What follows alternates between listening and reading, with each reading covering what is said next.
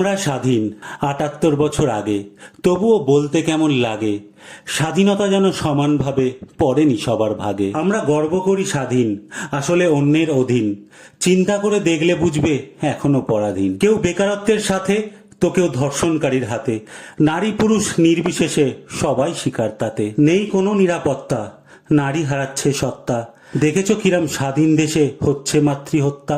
বছর করলো পার, তাকে মনে পড়ে না আর।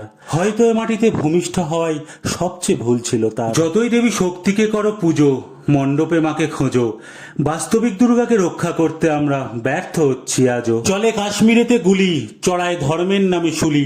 কি জানি তারা কি মজা পায় খেলে রক্ত নিয়ে হোলি। এটা মন্ত্রীদের জন্য নয়, তাদের তো সাজানো কনভয়। নিরাপত্তার অভাব শুধু সাধারণ মানুষের জন্য হয়। ওনারা ঘোরান ছড়ি আর আমরা ধর্ম নিয়ে লড়ি।